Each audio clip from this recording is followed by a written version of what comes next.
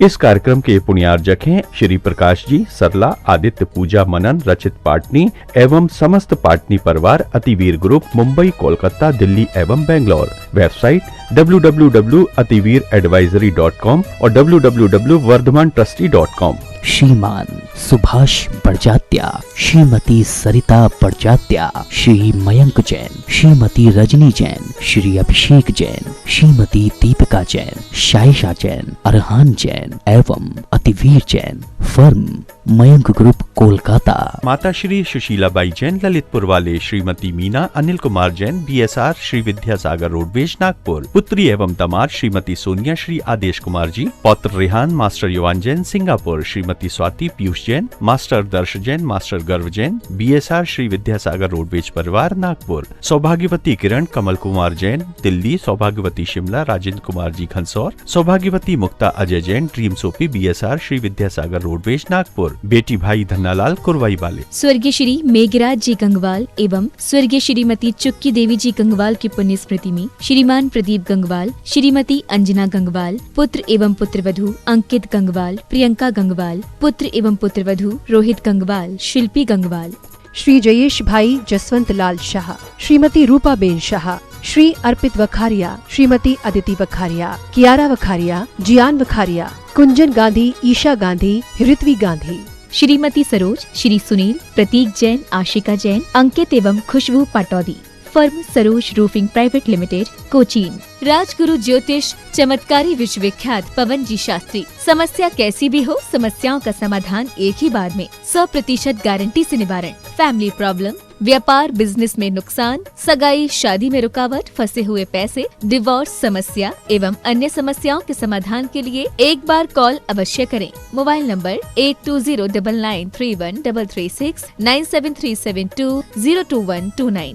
Branch Hyderabad एवं Mumbai www.rajguruastrologer.com। Doctor PN Jain, Tata memorial hospital, Seema Jain, Pranjal एवं doctor Toshita Jain, Mumbai. Shrimati Jyoti Shah, Shri Indravardhan Shah, निवासी 6315 Adirondack deck court, Gainesville, Virginia, USA। Shri Ramesh Saraogi, Shrimati Kiran Saraogi, Shrimati Jayashree Saraogi, Shri Anil Saraogi, Shri Rishabh Kumar Saraogi, Shri Risha Saraogi, Shri Umang Saraogi, Kumari Pallavi Saraogi एवं Shri Shubham Saraogi, Shaili Saraogi, Mayank Saraogi, Harshita Saraogi. Firm Saraogi उद्योग प्राइवेट लिमिटेड एवं सरावगी ग्लोबल प्राइवेट लिमिटेड।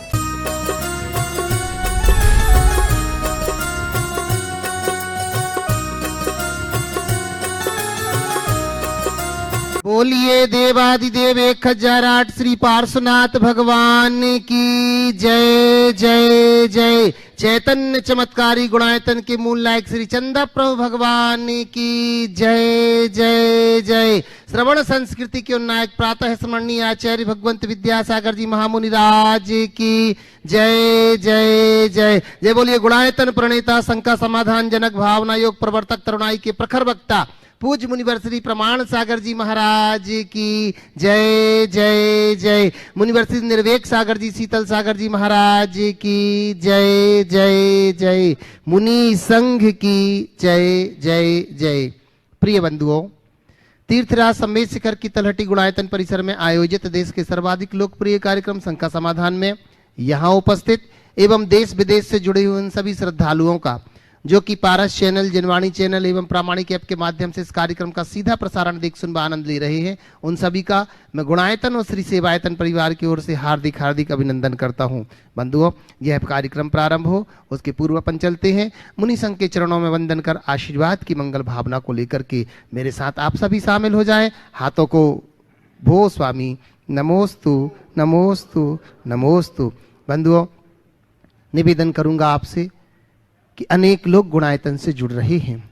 देश का सर्वाधिक लोकप्रिय कार्यक्रम जहां हो रहा है, उनके जनक पूज्य प्रमाण सागर जी महाराज की प्रेरणा से, आचार्य भगवंत के आशीर्वाद से और आप सबके सहयोग से जो यहाँ गुणायतन का निर्माण हो रहा है बंधुओं, भूतो न भविष्यति, ऐसा देखने में नहीं आएगा। मैं आपसे निवेदन करना चाहूंगा कि आप इससे जरूर जुड़िएगा।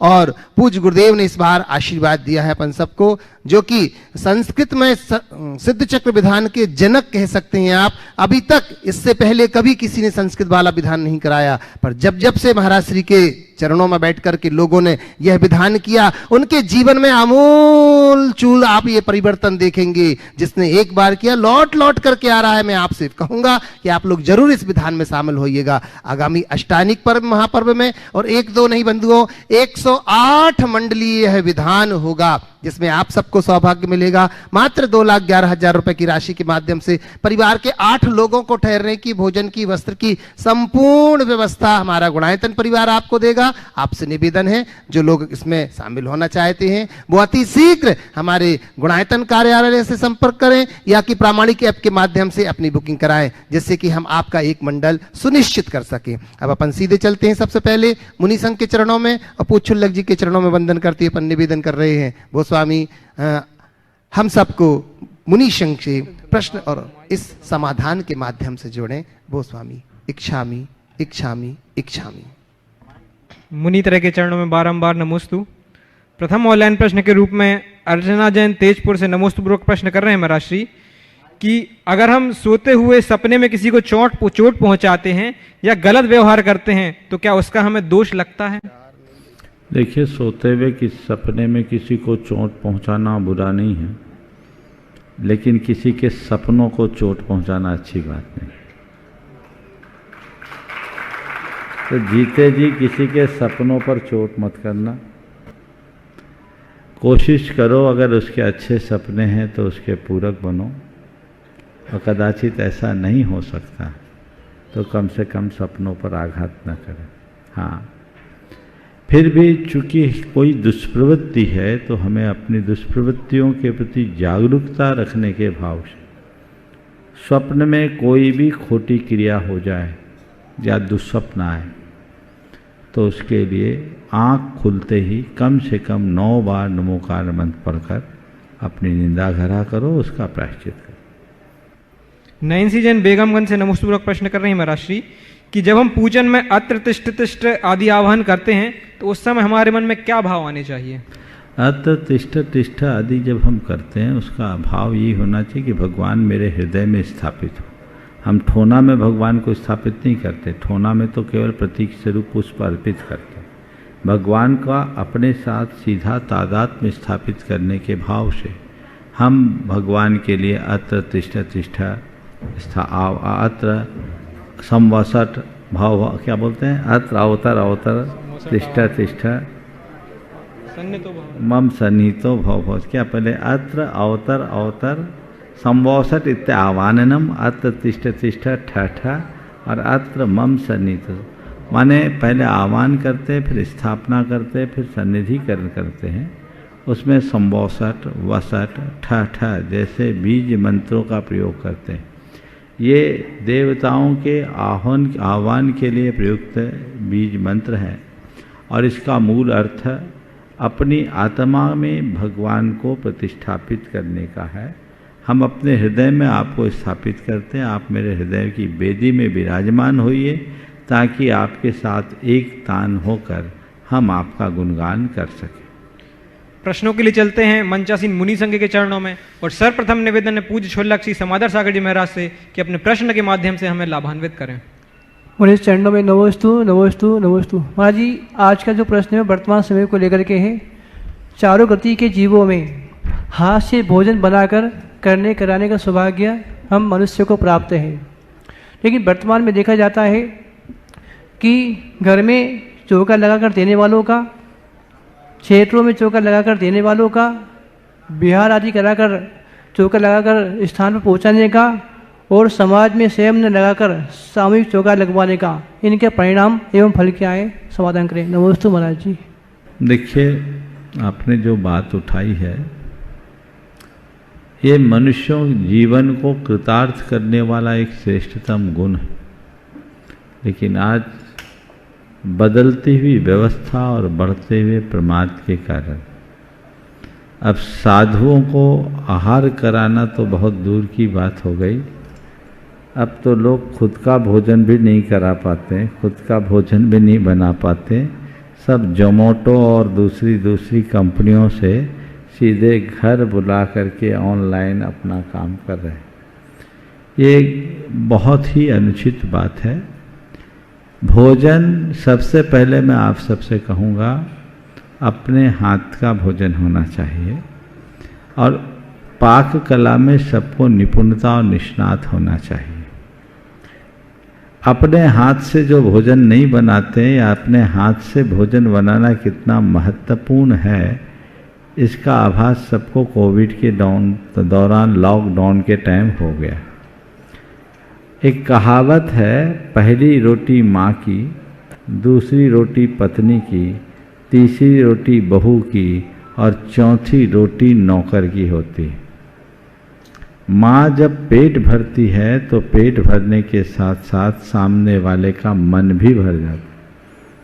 पत्नी भी सामने वाले की रुचि का पूरा ख्याल रखकर भोजन कराती।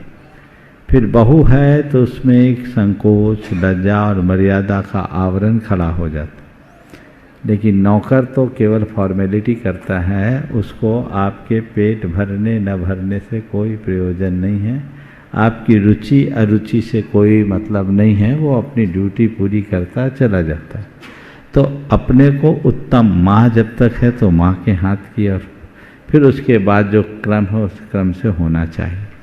आजकल ये व्यवस्थाएं बदल गई, सभी लोग नौकरी पेशा वाले हो गए, परिवार छोटे हो गए, इसलिए अव्यवस्थाएं बढ़ गई, और इसका परिणाम आपकी पूरी चर्या से भी जुड़ गया।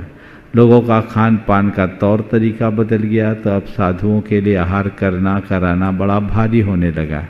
जिनको खुद के ही भोजन भारी लग रहे वो दूसरों को क्या कराएं। वो ऐसा इस बात को बिल्कुल नहीं समझ पा रहे कि ऐसा करने से वो अपने जीवन का कितना बड़ा अवसर गंवा रहे। गृहस्थों को पुण्य लाभ का यही श्रेष्ठतम अवसर है, और ऐसे पुण्यवर्धनी क्रियाओं को तत्परता के साथ करना चाहिए। इसमें किसी भी प्रकार का इसमें कोई कमी नहीं रहने देनी चाहिए, नहीं कोई संकोच होना चाहिए। खुद के हाथ से जब आप करते हैं तो आपका जीवन कृतार्थ होता है। और उसमें भी यदि आपके नगर में हो तो हमारे यहाँ शास्त्रों में 3 प्रकार के दाता बताया। उत्तम दाता वो है जो पात्र के आगमन की चर्चा सुनते ही दान देने का भाव रखे। मध्यम दाता वह है जो पात्र को आया देखकर दान दे, और जघन्य दाता वह है जो अन्य दातारों को दान देता देखकर दान देने का भाव बनाए। और इन तीनों से जो बाहर है वो तो दाता क्या श्रावक कहलाने का भी अधिकारी नहीं है।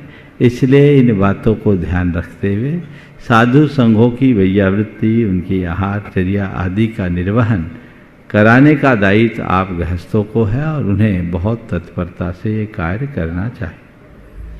नमोस्तु पूर्वक निवेदन है परम पूज्य मुनिवर श्री शीतल सागर जी महाराज के चरणों में कि हमारी ज्ञान वृद्धि हेतु अपना प्रश्न प्रेषित करें। ओम नमः सिद्धिभ्य। आचार्य सार नाम का ग्रंथ है जिसमें आचार्य वीर नंदी महाराज ने लिखा है कि स्थापना सत्य क्या होता है। तो उसमें उनने बताया कि अक्षादितु अयम चंद्रप्रभ जिनेन्द्र, अक्षत आदि में ये चंद्रप्रभ जिनेन्द्र हैं, ऐसा वचन कहना स्थापना सत्य है। और एक प्रश्न आचार्य श्री ने जब नेमावर में थे तो किसी बहन ने किया था कि शेषाक्षत क्या होता है। तो आचार्य श्री ने यही जवाब दिया था कि हमने स्थापना जो ठौने में की है, भगवान की स्थापना की, उसको विसर्जन के बाद उसको शेषाक्षत कहा जाता है। ये सत्य है अथवा इसमें भी कोई संशोधन कर सकते हैं? देखिए, स्थापना सत्य का वहाँ एक उदाहरण दिया, अक्ष आदिशु, आदि शब्द में कोई भी है। स्थापना तदाकार भी होते हैं तदाकार भी होते। सोयम इति अध्यवसान मात्रेण स्थापनम स्थापना, किसी वस्तु और व्यक्ति में यह वह है, इस प्रकार की अवधारणा से मन को संकल्पित करने का नाम स्थापना कहलाते। यहाँ जिस बात का उल्लेख किया है अक्षादिशु है, अक्षतादिशु नहीं। अक्ष शब्द है ना, कि अक्षादि है। अक्षत है कि अक्ष है? अक्षत कि अक्षादिशु? हाँ, अक्षत आदिशु ना। तो अक्षत आदि में हम चावल में भी किसी की कल्पना कर सकते हैं, लेकिन यहाँ ये स्पष्ट नहीं है। कि ठोने में हम जो स्थापित करते हैं वो भगवान की स्थापना। आपको एक विशेष बात बताता हूँ, मैंने सभी प्रतिष्ठा पाठों का विलोडन किया। हमारे यहाँ कई चीज़ें ऐसी हैं जो परंपरा से चली आ रही है पर जिनका कोई शास्त्रीय आधार नहीं। ठोने में कई लोग 3 चावल चढ़ाते हैं, कोई 9 चढ़ाते हैं, कोई 1 चढ़ाते हैं। ऐसा किसी भी शास्त्र में नहीं है।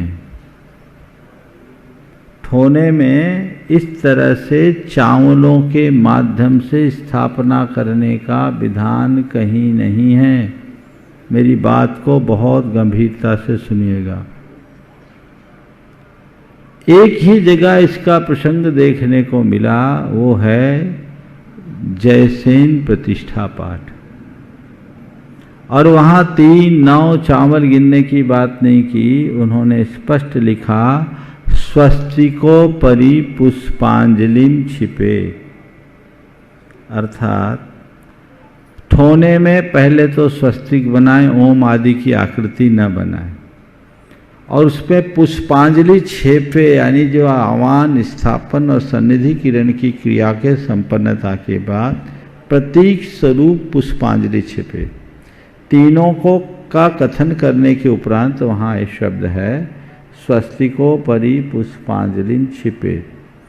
इसलिए ये बात कि हम भगवान की स्थापना ठोने में करते हैं, मुझे अभी तक कहीं देखने को नहीं मिला। और कई बार ये बात तार्किक रूप से भी अच्छी नहीं लगती कि जब भगवान साक्षात विराजमान है तो ठोने में हम क्यों विराजमान करें। हृदय में विराजमान करने की बात बैठती है और किसी आगम ग्रंथ में मुझे देखने को नहीं मिला। यदि आप लोगों को कहीं मिला हो तो मुझे अवश्य बताइएगा, मेरी धारणा मैं उस पर विचार करूँगा। दूसरी बात जो आपने कहा शेषाक्षत, गुरुदेव ने जो बात कहा हम लोगों के लिए मान्य है। ठोने में जो अक्षत है उसको शेषाक्षत कह सकते हैं, लेकिन जयसेन प्रतिष्ठा पाठ के अनुसार वहाँ अक्षत नहीं है, पुष्पांजलि है। शेषाक्षत की कहीं स्पष्ट परिभाषा देखने को नहीं मिलती, पर शेषाक्षत सिर पर छेपने का विधान आदि पुराण आदि अनेक ग्रंथों में है। तो शेष अक्षत, अक्षत से हम भगवान की पूजा करते हैं, पूजा में अक्षत का उपयोग होता है, तो बचे हुए द्रव्य को भी शेषाक्षत के रूप में कह सकते हैं। अब इसमें कई तरह के लोग कई तरह की व्याख्याएं करते हैं।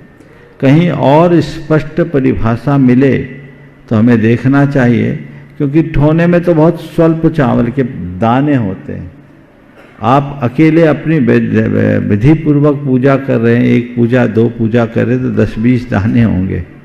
तो पुष्पांजलि और उसमें पुष्प अर्पण है, तो वो पुष्पार्पण की जगह उसे शेषाक्षत का नाम चूंकि गुरुदेव ने लिया और आप गुरुदेव के संदर्भ में बात कर रहे हैं, तो उनकी बात को काटना तो मेरे बस की बात नहीं है।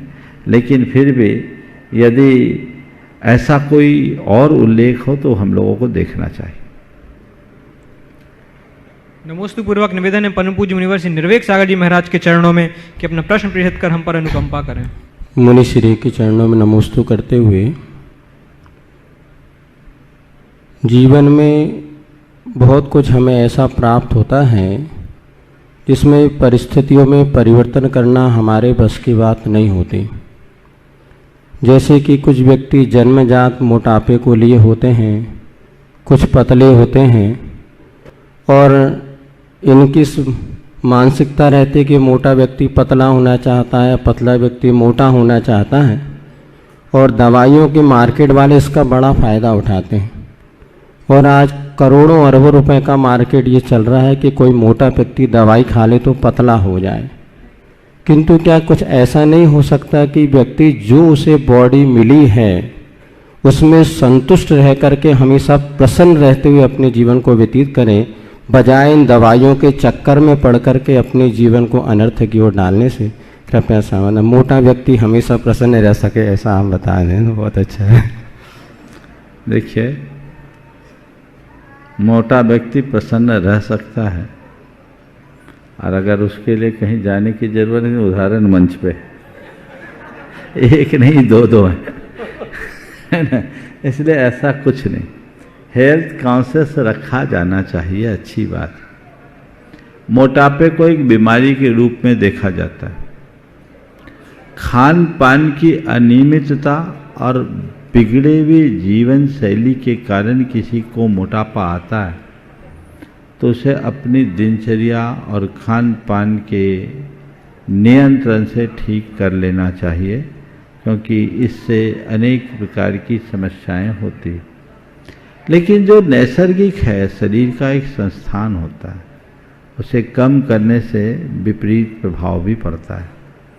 आपका अपना एक शरीर है, आपका अपना कर्म है, प्रकृति ने आपको जिस रूप में दिया है आप उसको उस रूप में मेंटेन करें। यदि आप उसे नियंत्रित करने का अतिरिक्त प्रयत्न करोगे तो कहीं न कहीं शरीर कमज़ोर होगा, और आजकल ऐसे बहुत सारे लक्षण दिख रहे हैं। तो जो है, आप अगर चुस्त हैं, दुरुस्त हैं, आपकी दिनचर्या बिल्कुल बंधी हुई है, तो आपको शरीर को लेकर ज़्यादा सोचने की ज़रूरत नहीं है। मोटापा बीमारी भी है और हृष्ट पुष्ट होने का संकेत भी। तो आप देखिए, यदि बीमारी है तो उसकी चिकित्सा करें, और यदि आप हृष्ट-पुष्ट हैं तो उसे प्रकृति का उपहार समझें और ये मानकर स्वीकार करें कि प्रकृति ने हम पर कुछ ज़्यादा मेहरबानी की है, तो हम भी उसका सत्कार करें। कार्यक्रम को आगे बढ़ाने के लिए मैं आवाज़ दूंगा ब्रह्मचारी विजय भैया को। बंधुओं, बड़ी प्रसन्नता है, लोगों ने अपने आप को गुणायतन से जोड़ा। आज मैं उनके नामों की उल्लेख न कर रहा हूं और आपसे निवेदन करूंगा कि आप लोग जोरदार करतल ध्वनि से उनका अभिनंदन करें। वो यहाँ उपस्थित हैं तो खड़े होकर के वो पूज्य श्री को वंदन करेंगे। आज निर्वाण निधि के रूप में जिन्होंने गुणायतन से अपने आप को जोड़ा है, अर्थ जैन सुपुत्र राहुल जी जैन, भोपाल मध्य प्रदेश से, अगर यहाँ है तो खड़े होकर वंदन करें। जोरदार ताली बजाकर हम उनका अभिनंदन करते हैं। युग जैन संबर जैन सुपुत्र श्री अनुपम जैन, वीना सागर मध्य प्रदेश से, इनके लिए भी बहुत बहुत धन्यवाद और अभिनंदन करते हैं जिन्होंने गुणायतन से अपने आप को जोड़ा है।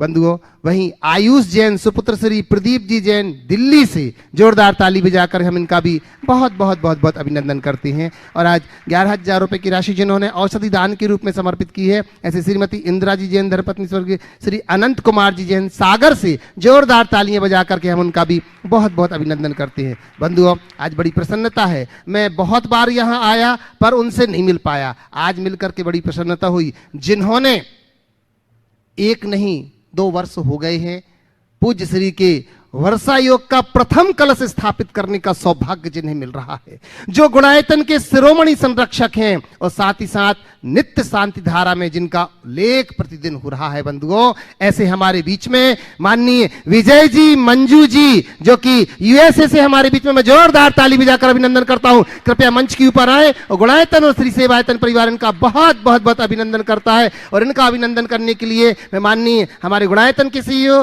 माननीय सुभाष पूनम जी से निवेदन करता हूं, कृपया आए और इनका अभिनंदन करेंगे। जोरदार जोरदार कलतर ध्वनि से अभिनंदन करें। लगातार 2 वर्षों से जो प्रथम कलश स्थापित कर रहे हैं और जिन्हें सौभाग्य मिल रहा है, साथ ही साथ इनका अभिनंदन करने के लिए मैं बुला रहा हूं माननीय चंद्रकला जी पाटनी, जो कि गुणायतन की मंत्री हैं। आए, इस अभिनंदन की कड़ी में आपकी सहभागिता हो। जोरदार जोरदार कलतर ध्वनि से इनका अभिनंदन करते हैं। और साथ ही साथ बंधुओं, आज हम बड़े सम्मान के साथ आवाज देंगे हमारे बीच में जिन्होंने आज अपने आप को, पहले मैं चाहूंगा कि विजय जी के लिए करतल ध्वनि से जोरदार जोरदार अभिनंदन करें। बंधुओं, 7 समुंदर पार रह करके भी जो सदैव गुरु चरणों में जिनका ध्यान रहता है और इनकी सहजता और सरलता देखने में आती है, आज प्रथम शांति धारा में जिनकी सहभागिता थी। और अब मैं आवाज दे रहा हूं जिन्होंने आज अपने आप को संस्थापक सदस्य के रूप में जोड़ा है गुणायतन से,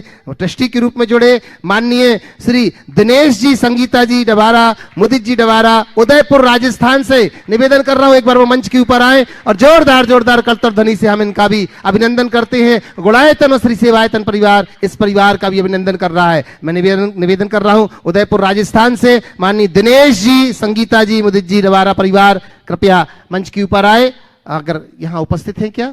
चलिए, तो जोरदार ताली बजा करके अभिनंदन करते जब तक वो वहां आ रहे हैं। और अब हम सीधे पूज्य गुरुदेव के चरणों में चलते हैं। एक मैं निवेदन कर रहा हूं, आज प्रथम प्रश्न के रूप में ही मैं उसके पूर्व सुभाष जी से नहीं, अच्छा, दिनेश जी, संगीता जी, मैं निवेदन करता हूं कृपया दोबारा परिवार एक बार मंच के ऊपर आए, जोरदार तालियों के साथ अभिनंदन कर रहे हैं। अच्छा, आइएगा, पूरे परिवार के साथ आए और इनका अभिनंदन करने के लिए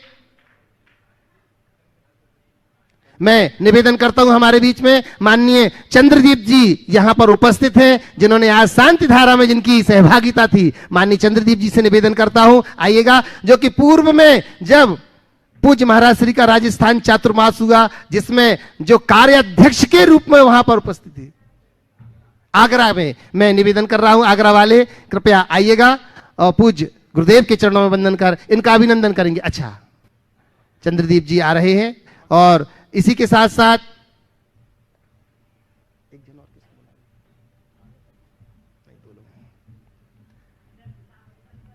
मैं साथ ही चंद्रकला जी से निवेदन करूंगा कि पाटनी जी से निवेदन करूंगा कि भाभी जी आप आइएगा, गुणायतन मंत्री की इनका अभिनंदन में आपकी सहभागिता होवे। पुनः जोरदार तालियों के साथ हम अभिनंदन करते हैं और अब अपन सीधे चलते हैं पूज्य गुरुदेव के चरणों में। तो मैं प्रथम प्रश्न के लिए निवेदन कर रहा हूं, संगीता जी डवारा यहीं से अपना प्रश्न रख रहे हैं और उसके बाद मैं सीधे मंच सौंप रहा हूं अग्रज भैया अशोक भैया जी को। नमोस्तु महाराज जी, नमोस्तु, इच्छामि महाराज जी, इच्छामि महाराज जी। मेरी शंका ये है कि गलतफहमी का एक पल इतना जहरीला होता है कि 100 प्यार से लम्हों को एक पल में भुला देता है, क्योंकि गलतफहमी इस प्रकार से लगती है कि सब कुछ हमारे साथ गलत हो रहा है। तो इससे हम कैसे बचे महाराज जी? शंका का समाधान। आज से कुछ दिन पूर्व मैंने इस पर अपने प्रवचन में बहुत व्यापक प्रकाश डाला। संक्षेप में मैं कहूँगा कि गलतफहमी होती क्यों। पहला कारण वह है संवाद की कमी। अगर हम अपने संवाद को बनाए रखें तो गलतफहमी अपने आप दूर हो गई। संवाद बनाए, समझ विकसित करें। अगर अंडरस्टैंडिंग क्लियर हो तो गलतफहमी कभी नहीं हो। तो हमारी अगर किसी के प्रति कोई भी बात है तो हमें उसे समझने की चेष्टा करनी चाहिए। जब तक हमारी समझ विकसित नहीं होगी हमारे मन में गलतफहमी पनपते रहती। तीसरी बात, संपर्क होना चाहिए। संपर्क के अभाव में भी हमारी उल्टी सीधी धारणा बनी रहती। हम संपर्क करें और संपर्क करके अपनी बात कहीं भी है, कुछ भी है, तो अपनी गलतफहमी को दूर कर सकते हैं। और चौथी बात, हम यदि पारदर्शिता का जीवन अपनाएं तो गलतफहमियां दूर हो सकती हैं। आमंत्रित कर रहा हूं चंद्रदीप जैन आगरा, और इसके बाद में तैयार रहेंगे प्रतीक जैन, श्रीमती प्रिया जैन, वैरायटी परिवार झांसी। परम पूज्य मुनीश्री प्रमाण सागर जी महाराज की जय। परम पूज्य मुनीश्री निर्वेक सागर जी महाराज की जय। परम पूज्य मुनीश्री शीतल सागर जी महाराज की जय। मंच में विराजमान मुनि संघ की जय। महाराज जी, मैं जिज्ञासा समाधान करने से पहले आपसे एक परमिशन चाहूँगा कि मैं अपने अनुभव शांति धारा के द्वारा मुझे हुए हैं, यदि आप मैं बोल सकूँ, उनकी आपकी आज्ञा हो तो आप मुझे आज्ञा देने की। संक्षेप में महाराज श्री, आज से 1 साल पहले मेरा ऑपरेशन होना था, एक लीवर ट्रांसप्लांट का। डॉक्टरों ने मना कर दिया था कि आप मृत्यु सैया पर चले गए हैं। मेरे बच्चों ने जैसे मुझे बताया, और मेरी बचने की कोई उम्मीद नहीं थी। हमारे मित्र हैं राकेश जी आगरा में चांदी वाले, उन्होंने मेरे बेटों से संपर्क किया और बोला कि हम तेरे नाम की शांति धारा तेरे पिता के नाम की बुलवाएंगे महाराज श्री से, और तेरे पिता बिल्कुल स्वस्थ हो जाएंगे। महाराज जी, आपने मेरे लिए 1 महीने तक निरंतर शांति धारा बोली। उसके बाद महाराज जी मैं बिल्कुल पूर्ण रूप से स्वस्थ हो गया। ये आपकी बड़ी मेरे ऊपर कृपा रही है।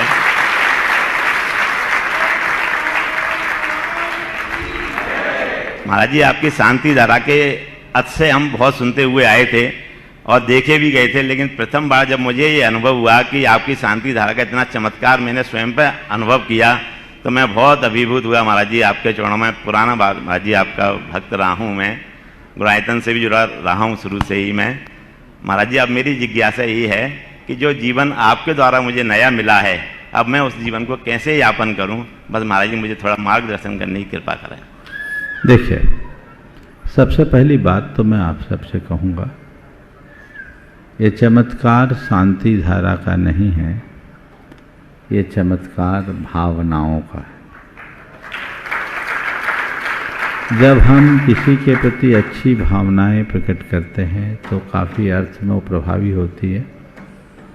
और शांति धारा के साथ साथ जो आपका त्याग होता है, वह त्याग भी पुण्य संचय का कारण होता है। मंत्रों की शक्ति है, लेकिन उनका प्रभाव तभी पड़ता है जब आपके अंदर श्रद्धा हो। श्रद्धा के अभाव में किसी भी मंत्र का कोई प्रभाव नहीं होता। आपने जो बात कही, इस तरह के अनुभव करने वाले आप अकेले नहीं हो, सैकड़ों लोग हैं। आज आपने सार्वजनिक रूप से उसे प्रकट किया, बहुतों का अपने ही जीवन में है। लेकिन ऐसी क्रियाएं गृहस्थों के पुण्यवर्धन में कारण बनती है, और आपका बढ़ा हुआ पुण्य ही आपके जीवन को संभालने में निमित्त बनता है।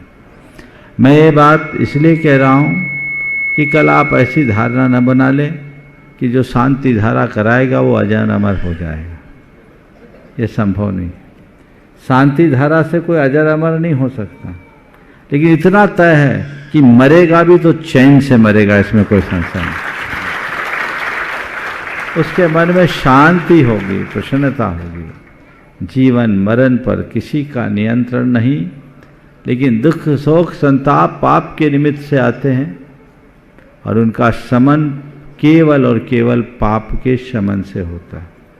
इसलिए जब कभी भी कोई पाप कर्म का उदय आए, आप बिल्कुल विचलित ना हों और उस पाप के शमन की चेष्टा करें, पुण्यवर्धक क्रियाएं करें, और उससे पूर्व अपने मन में संतोष रखें कि जो कर्म का उदय है वो जाएगा, तभी आप अपने जीवन में कुछ कर पाओगे। अब आपके सवाल पर आता हूँ। आपने सवाल नहीं, भावना व्यक्त की है कि मैंने नव जीवन पाया है। देखिए, इनका लीवर ट्रांसप्लांट हुआ, और इनको लीवर देने वाली इनकी भाभी जी भी शायद यहाँ आई हुई है क्या? खड़े हो जाइए, खड़े हो जाइए। डॉक्टरों ने बताया कि खड़े हो जाए आप भी, कि इनका अब लीवर पूरी तरह विकसित हो गया है, एकदम स्वस्थ व्यक्ति का जैसा लीवर है। इन्हें लीवर देने वाले भी स्वस्थ हैं और लीवर लेने वाले भी स्वस्थ हैं। निश्चित इसमें आपके आयु कर्म का अंतरंग निमित्त तो है ही, बहिरंग भी अनेक निमित्त मिलते हैं।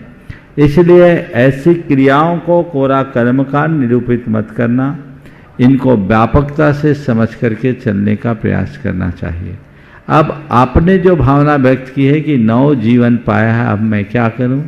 अब एक ही काम करो, संसार के सारे दायित्वों को मैंने पूरा कर लिया, अब स्वयं के उत्तरदायित्व को मुझे पूरा करना है, और बचे हुए जीवन को संयम साधना में लगाकर धर्म ध्यान पूर्वक जीना है, और अपना अंत गुरु चरणों में समाधि मरण के साथ करना, ये लक्ष्य बना सकते। नमस्ते महाराज जी, नमस्ते। प्रतीक जैन, श्रीमती प्रिया जैन, बैराइटी परिवार झांसी, सभी एक साथ खड़े हो जाएंगे। आगे तैयार रहेंगे अजित जैन, बरगी। महाराज श्री के चरणों में समस्त वैरायटी परिवार और झांसी की समाज की तरफ से नमोस्तु नमोस्तु नमोस्तु। महाराज श्री, मेरी जिज्ञासा है कि पतंग जब तक डोर से बंधी रहती है, सुरक्षित रहती है, धर्म की डोर से बंधे रहने के लिए हमें क्या पुरुषार्थ करना चाहिए जिससे हम भी सुरक्षित रहें और धर्म रूपी डोर से बंधे रहें? बिल्कुल, पतंग के उदाहरण को हमेशा सामने रखिए। और एक ही बात है, पतंग डोर से बंधी है या कटी है, उसका पता कैसे लगता है?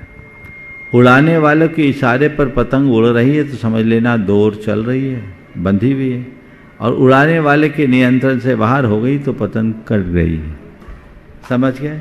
मेरी पतंग धर्म से के डोर से जुड़ी है कि नहीं, इसकी कसौटी सच्चे देव शास्त्र गुरु के द्वारा प्रतिष्ठापित मार्ग के अनुरूप चल रही है। जिंदगी की डोर पतंग से जुड़ी हुई है, और यदि ऐसा नहीं है तो हमारी डोर कट गई। समझ गए? तो देखो, भगवान ने जो कहा, गुरुओं का जो मार्ग दर्शन हमें मिल रहा है, मैं उसके अनुरूप चल पा रहा हूं या नहीं? यदि चल रहा हूं तो मेरी डोर जुड़ी है, और यदि नहीं चल पा रहा हूं तो डोर कट गई है, और उस डोर कटी हुई तो पतंग को कोई भी लुट जाएगा। चतुर्गति के संसार में यही अभी तक होता रहा है। यदि सच्चे देव शास्त्र गुरु की डोर से हम अपनी पतंग को जोड़े रखें तो ये मान के चलना इस अनंत आकाश में अनंत काल के लिए हम उड़ते रहेंगे, हमारा बाल बांका भी नहीं। नमस्ते महाराज। अजय जैन बर्गी, आपके बाद तैयार रहेंगे श्री सुभाषी जैन सीओ गुणायतन। नमोस्तु महाराज जी, मैं अजित जैन वर्गी से समस्त वर्गी समाज की ओर से मुनित्रय के चरणों में बारंबार नमोस्तु। महाराज जी, मेरा प्रश्न जो है वो धर्म हित और देश हित से जुड़ा हुआ है। वर्तमान में अभी कुछ महीनों बाद देश के लोकसभा चुनाव और विधानसभा चुनाव कुछ प्रांतों में होना है, तो हम अपना जनप्रतिनिधि चुनने में क्या ध्यान रखें जिससे कि देश हित भी सध जाए और धर्म हित भी सध जाए। वर्तमान में हमारा जनप्रतिनिधियों में जैन समाज का ज़्यादा योगदान नहीं है, तो उनके लिए हम जनप्रतिनिधि चुनते समय क्या सावधानियां रखें। नमोस्तु महाराज। आपका सवाल देश की व्यवस्था से जुड़ा हुआ है। जनप्रतिनिधि के चुनाव करते समय हम क्या विचार करें, किन बातों का ध्यान रखें। मैं तो सभी से कहता हूँ, जनप्रतिनिधि का चुनाव एक बड़ा अहम फैसला है, क्योंकि हम जैसे व्यक्ति को भेजते हैं उस व्यक्ति की जैसी नीति और विचारधारा होती है, वो जैसे पार्टी का प्रतिनिधित्व करता है, देश की व्यवस्था उसी के अनुरूप बनती है। मेरे देखे 4 बातों का ध्यान रखना चाहिए। सबसे पहले तो उस पार्टी को देखना चाहिए जिसकी विचारधारा हमारे धर्म, हमारी संस्कृति और हमारे समाज के अनुकूल है कि नहीं, देश के विकास में कारगर है कि नहीं। दूसरे चरण में उस व्यक्ति को देखना चाहिए जिसकी खुद की व्यक्तिगत छवि कैसी है, चर्या कैसी है, सोच कैसी है, प्रवृत्ति कैसी है। ये बात को हमें गंभीरता से विचार करना चाहिए। अगर अच्छी पार्टी में भी गलत लोग होंगे तो वो गलत काम ही करेंगे, तो हमें ये देखना चाहिए कि वो व्यक्ति कैसा है।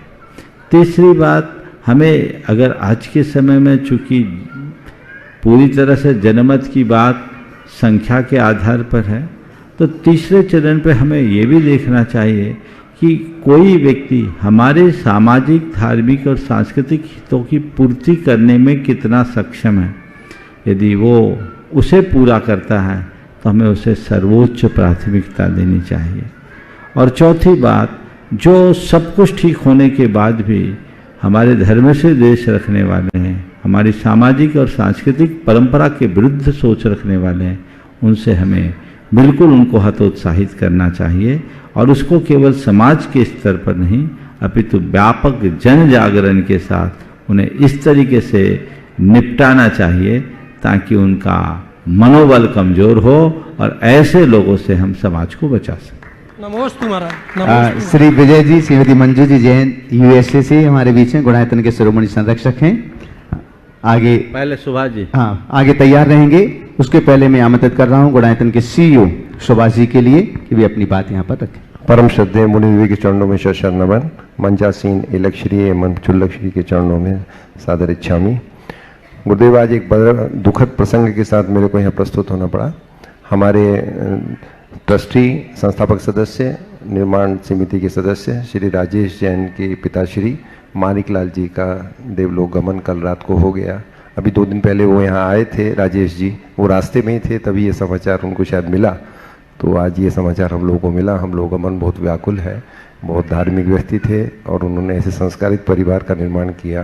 गुरुदेव उनको आशीर्वाद मिले आपका, ऐसी सब कामना करते हैं।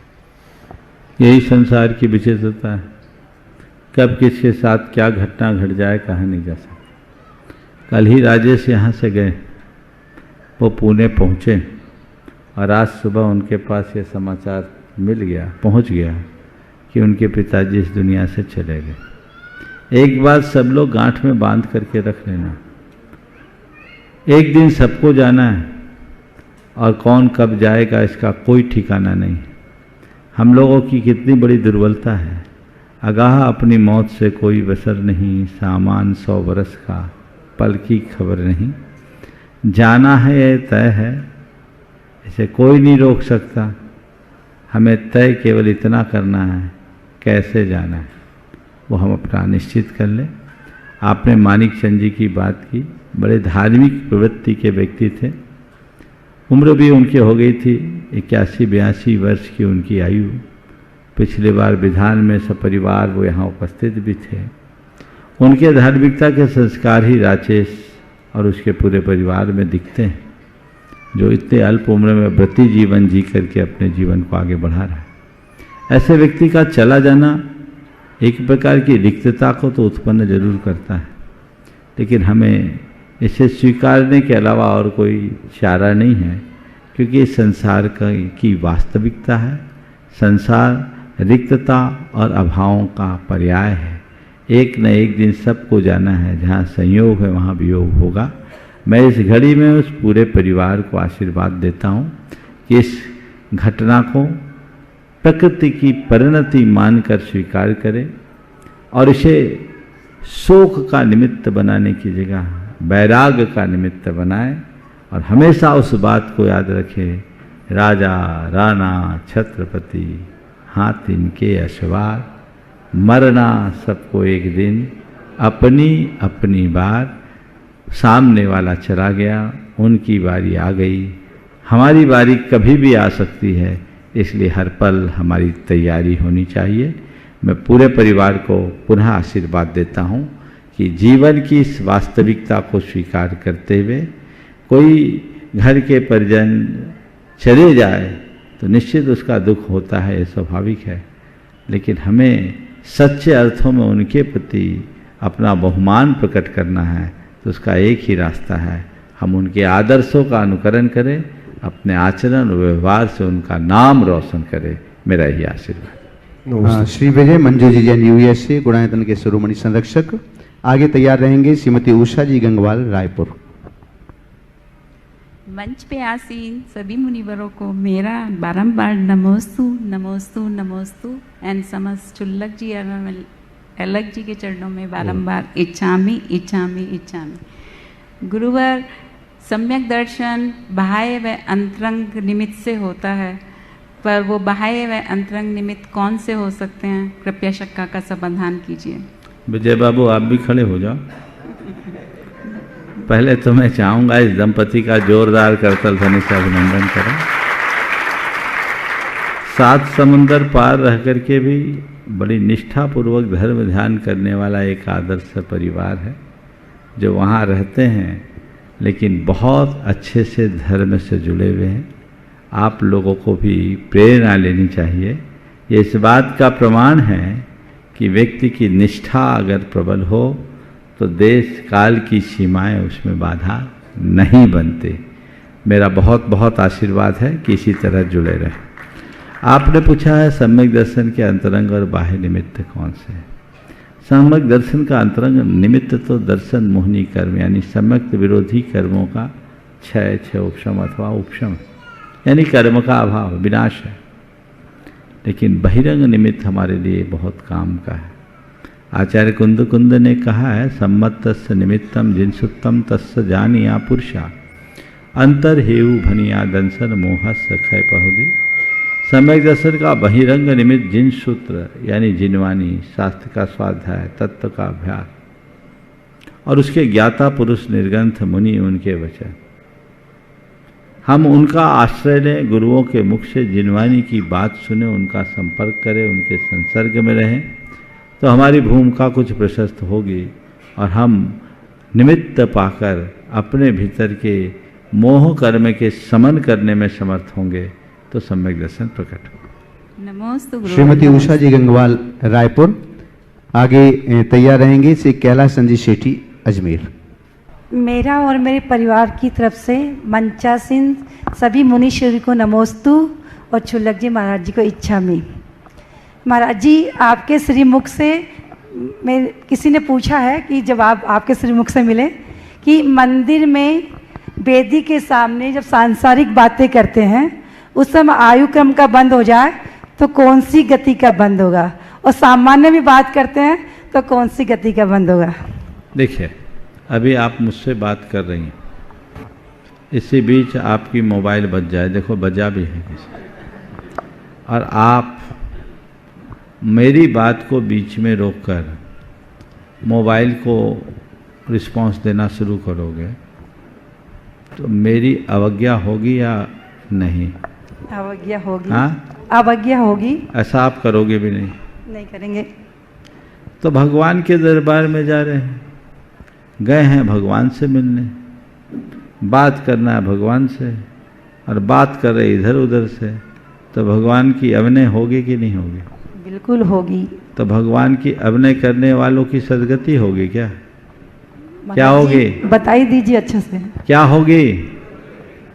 ध्यान रखो, जिन मंदिर में 84 प्रकार की असाधनाएं होती, उन असाधनाओं में एक असाधना एक दूसरे से इधर उधर की बातें करना। मंदिर जी है, मंदिर जी में बात भगवान के सामने क्यों करो? मंदिर के बाहर का जो नृत्य मंडप होता है वहाँ तुम बातें कर सकते हो, बहुत सारे स्थान होते हैं मंदिर में, बाहरी पर भगवान के सामने तो आपको मौन ही रखना चाहिए। ये अशुभ कर्म के आशय का कारण है। आपने कहा उस समय आयु बन जाए तो क्या होगा? तो गुड़ का गोबर हो जाएगा और कुछ नहीं होगा, सब गुड़ गोबर हो जाएगा, सत्यानाश हो जाएगा, दुर्गति के पात्र बनोगे। अब मैं ये तो नहीं कहूँगा कि नरक जाओगे, क्योंकि मैं आप लोगों के प्रति सद्भावनाएं रखता हूँ, मैं आपको नरक भेजना नहीं चाहता, पर मैं चाहता हूँ आपका जीवन पवित्र बन जाए। जब प्रभु के चरणों में जाओ तो प्रभु से वास्ता रखो, प्रभु के साथ संवाद रखो, इधर उधर की बातों से बचो, जिससे जीवन बेहतर बन जाए। इसमें एक व्यवहारिक दिक्कत और होती है, गड़बड़ी होती है। कई लोग मंदिर जाते हैं, एक दूसरे से बातचीत करने शुरू कर देते, इधर उधर की बातें जब शुरू होती तो अंत नहीं हो पाता, और ज़्यादातर समय आपस में बातचीत में ही निपट जाता है। फिर क्या होता है, उसकी पूरी कटौती भगवान के दर्शन पूजन में होती। फिर हड़बड़ा करके आप दर्शन करते, दर्शन क्या करते, फॉर्मेलिटी पूरी करते हैं और निकल जाते हैं, तो ये बड़ा नुकसान है। इसलिए सबसे बचने का एक उपाय है, इतना नियम लेकर जाओ कि मंदिर में प्रवेश करने के बाद जब तक हमारा दर्शन पूजन बंधन न हो जाए तब तक हम किसी से बात नहीं करेंगे, और जो मंदिर जा रहा उससे बात नहीं करेंगे, लौटने वाले से बात कर लेंगे, तो बहुत सारी अव्यवस्थाओं से बचा जा सकता है। नमोस्तु महाराज जी। नमोस्तु। श्री कैलाश चंद जी शेट्टी अजमेर। बंधुओं, 16 कारण के 32 उपवास की साधना आपकी प्रारंभ हो गई है और आज दूसरा दिन है। निर्जल उपवास लगातार वो करें, एक बार जोरदार करतल ध्वनि से उनका सम्मान कर दें। और आगे तैयार रहेंगे ब्रह्मचारिणी सुनीता दीदी बादशाह। नमस्ते महाराज जी, नमस्ते महाराज जी, नमस्ते महाराज जी। मेरा सवाल ये, रात को हम सो जाते हैं, आंखें भी बंद रहती है, नाक भी बंद रहता है, कान भी बंद रहते हैं, मुंह भी बंद रहता है, माइंड भी बंद रहता है, क्या उस टाइम पाप पुण्य बनते हैं या नहीं बनते? निद्रा में चेतना का अव्यक्त उपयोग होता है और उस घड़ी भी कर्म का बंध तो चलता रहता है। हाँ, ब्रह्मचारिणी सुनीता दीदी। निद्रा की बात तो जाने दीजिए, अभी तो हमारे साथ शरीर, मरण होने पर जब हम एक गति से दूसरे गति में जाते, विग्रह गति में, जहाँ ये शरीर भी नहीं होता, वहाँ भी आत्मा के संस्कारों के कारण बंध चलता रहता है। गुरुवर के चरणों में नमोस्तु नमोस्तु। सभी एलक छुल्लक जी के चरणों में इच्छा में। महाराज जी, ब्लड प्रेशर के डर से नमक का त्याग कर देते, शुगर के डर से मीठा का त्याग कर देते, और जब हम जिनेंद्र देव की जिनवाणी की अवज्ञा करते हैं कि जो हमारे देव शास्त्र गुरु के प्रति समर्पित होकर के हम ना गुरुओं की बात मानते, ना जिनवाणी की मात्र बात मानते, और डॉक्टर की बात सहजता से स्वीकार कर लेते हैं, तो फिर हमारा देव शास्त्र गुरु के प्रति श्रद्धान है कि नहीं?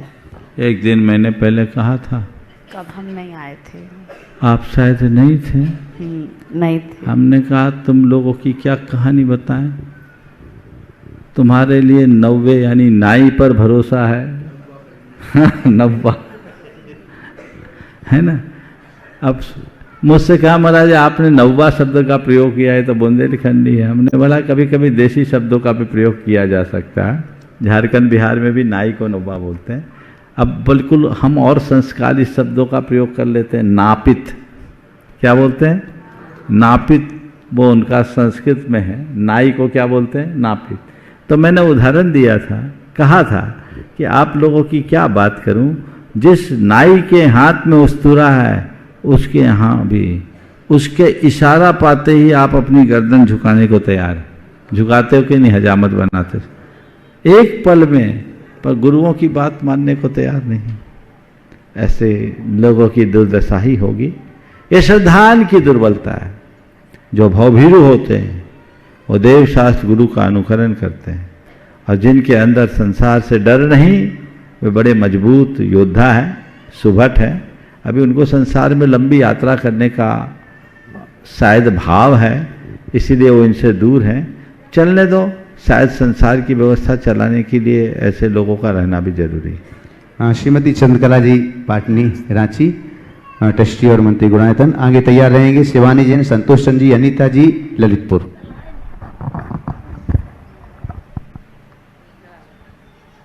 मेरी तरफ से, जगत के सब जीवों की तरफ से, दोनों मुनिराजों के चरणों में नमोस्तु। एलक जी महाराज, चुल्लक जी महाराज के चरणों में इच्छामि। महाराज जी, ये व्यक्ति अपनी ऊर्जा को चिंता में खत्म कर देता है, अपनी समस्याओं को समाधान करने में नहीं करता है, तो चिंताओं से मुक्त कैसे हो? अपनी सारी ऊर्जा चिंता में खपाने की जगह समाधान की दिशा कैसे करें? देखिए, बड़ा सरल है। यदि हम थोड़ा चिंतन की प्रवृत्ति को अपना लें तो चिंता खत्म हो जाए। चिंता में समस्या है। चिंता में समस्या क्या? चिंता खुद में एक समस्या है, और चिंतन में समाधान। चिंता क्या है और चिंतन क्या है? किसी घटना के या प्रसंग के उपस्थित हो जाने पर उसे पकड़ करके बैठ जाना, उसे अपने सिर पर सवार कर लेना चिंता। बार बार बार बार बार बार वही घटना, वही प्रसंग, वही बातें चित्त में उभरे तो चिंता है। और ऐसा कुछ होने पर उस घटना को वहीं छोड़कर आगे का रास्ता पकड़ लेना चिंतन है। चिंता समस्या है तो चिंतन समाधान। तत्व का विचार रखो, सकारात्मक दृष्टि रखो, तो आप चिंता से मुक्त हो सकेंगे और अपनी ऊर्जा को सकारात्मक दिशा देकर जीवन को आगे बढ़ा सकेंगे। शिवानी संतोषी ललितपुर, आगे तैयार रहेंगे रविंद्र विशाल संगीत झांसी। मुनिश्री के चरणों में मेरे और मेरे परिवारजनों की ओर से बारंबार नमोस्तु नमोस्तु नमोस्तु एवं सभी एलक जी और छोलक जी के चरणों में इच्छामि। महाराज जी, मेरी शंका थी, भगवान बीतरागी है, ना कुछ वो लेते हैं ना कुछ देते हैं, फिर भी सर्वलोक में चमत्कार देखे जाते हैं, तो ये चमत्कार कौन करता है? आज से 3-4 दिन पहले काफी विस्तार से इस पर चर्चा हुई, और सुन लेना। रविंद्र विशाल जी सिंगई झांसी, शीघ्रता से खड़े हों, और इसके बाद तैयार रहेंगे श्रीमती सोनाली सोमिल जैन गुना। महाराज जी को नमोस्तु नमोस्तु नमोस्तु। एलक जी शुल्लक जी को इच्छामि इच्छामि। महाराज जी, हमारा प्रश्न है, हेलो महाराज जी, हमारा प्रश्न है कि हम संयुक्त परिवार से हैं, हमारा व्यापार भी एक है। परिवार का एक व्यक्ति कोई दान बोलता है तो उसका पुण्य सभी को मिलेगा या व्यक्ति विशेष को मिलेगा? परिवार की संपत्ति किसी एक व्यक्ति की संपत्ति की पूरे परिवार की? पूरे परिवार की। तो जब व्यक्ति ने दान दिया तो केवल अपनी संपत्ति का दिया कि पारिवारिक संपत्ति का दिया? संपत्ति से दिया। तो जब पारिवारिक संपत्ति का दान हुआ तो पुण्य परिवार को मिलेगा कि केवल देने वाले को मिलेगा? यही तो जिज्ञासा है मन में। मैं पूछ रहा हूँ आपको, जिसकी संपत्ति पुण्य उसको मिलेगा, तो संपत्ति किसकी है? संयुक्त परिवार की है, तो पुण्य भी परिवार को है। हाँ, लेकिन कब? जब घर का मुखिया दान देगा, परिवार के लोग खुशी से नाचेंगे, तालियां बजाएंगे, तो पूरे परिवार के हिस्से में पुण्य आएगा। और मुखिया ने दान दिया, परिवार ने मुंह बनाया, तो पाप और बांध लेंगे। इसलिए मुंह मत बनाओ, अनुमोदना करो। और मैं परिवार के मुखियों से भी कहता हूं, जब भी दान दो तो अनुमोदना लेके दो। और हर परिवार के प्रमुख के पास इतनी ताकत होनी चाहिए कि कोई भी इस तरह का अच्छा निर्णय ले तो परिवार के लोग उसके साथ रहे, उसको काटे नहीं। तो सबकी अनुमोदना ले करके काम करने से सबको पुण्य मिलता है, और अनुमोदना न होने पर पुण्य से वो वंचित हो जाते हैं। इसलिए परिवार के सब लोगों को सोचना चाहिए। कई बार ऐसा देखने में आता है कि कोई एक व्यक्ति दान देता है तो कहते हैं उनका नाम हो रहा है, तो परिवार के दूसरे सदस्यों में थोड़ी जलन भी होने लगती है। इसके कारण कई परिवारों में कलह भी हो जाता है। तो वो कलह से बचना चाहिए और सबका अनुमोदन होना चाहिए। और परिवार के मुखिया को एक काम करना चाहिए, जो हमने देखा कई लोग हैं जो दान करते हैं पर सबका नाम देते हैं, ताकि मेरे घर के सब लोगों का नाम हो, सब उससे जुड़े। तो ऐसा करना चाहिए। नमस्ते महाराज। सोनाली सोमल जैन गुना, और इसके बाद में तैयार रहेंगे शकुंतला सेठी हजारीबाग। महाराज श्री, मेरा और मेरे पूरे परिवार की तरफ से आपके चरणों में बारंबार नमोस्तु नमोस्तु नमोस्तु। महाराज श्री, मेरी जिज्ञासा यह है कि आज के इस युग में जब माँ गर्भवती होती है तो वह माँ अपने इस बालक को किस प्रकार से संस्कारित करे कि वह बालक बहुत अच्छा संस्कारित बालक बन सके। ऐसी वो क्या क्रियाएं करें, कृपया मुझे समाधान करें। जो कुछ करना है वो करे, केवल डेली दिन में 3 बार 9 मिनट का भावना योग करे। 9 माह 9 मिनट। महाराज श्री, और धार्मिक क्रियाओं में मैं क्या जो बोल रहा हूँ पहले सुनो।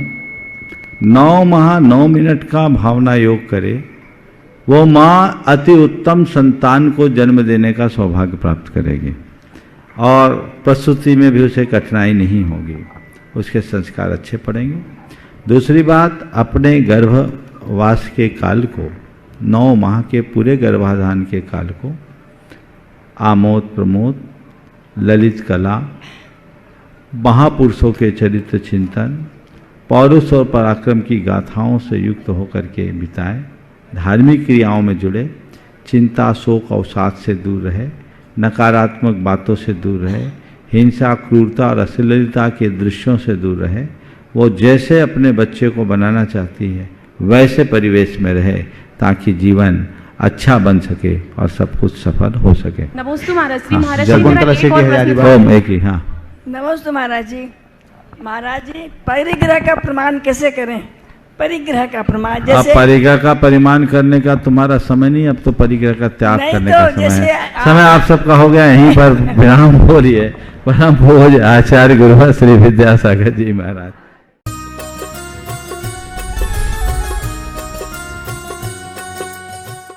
इस कार्यक्रम के पुण्यार्जक थे श्री प्रकाश जी, सरला, आदित्य पूजा मनन, रचित पाटनी एवं समस्त पाटनी परिवार, अतिवीर ग्रुप, मुंबई, कोलकाता, दिल्ली एवं बेंगलोर। वेबसाइट www.ativeeradvisory.com और www.vardhamantrusty.com।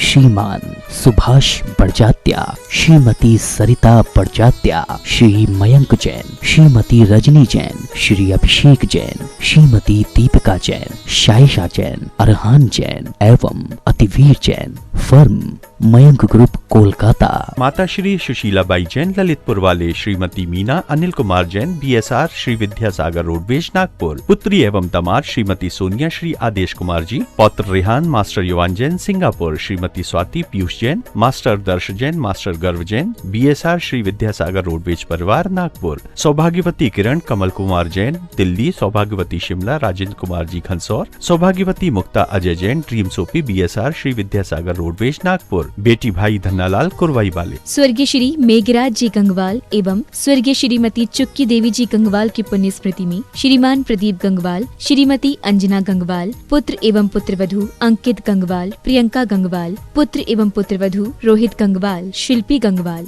श्री जयेश भाई जसवंत लाल शाह, श्रीमती रूपाबेन शाह, श्री अर्पित वखारिया, श्रीमती अदिति वखारिया, कियारा वखारिया, जियान वखारिया, कुंजन गांधी, ईशा गांधी, ऋत्वी गांधी। श्रीमती सरोज, श्री सुनील, प्रतीक जैन, आशिका जैन, अंकित एवं Khushboo Pataudi. Firm Saroj roofing private limited, Cochin. Rajguru ज्योतिष चमत्कारी विश्वविख्यात पवन जी शास्त्री। समस्या कैसी भी हो, समस्याओं का समाधान एक ही बार में, 100% गारंटी से निवारण। फैमिली प्रॉब्लम, व्यापार बिजनेस में नुकसान, सगाई शादी में रुकावट, फंसे हुए पैसे, डिवोर्स समस्या एवं अन्य समस्याओं के समाधान के लिए एक बार कॉल अवश्य करें। Mobile number 8209931336 97372022129।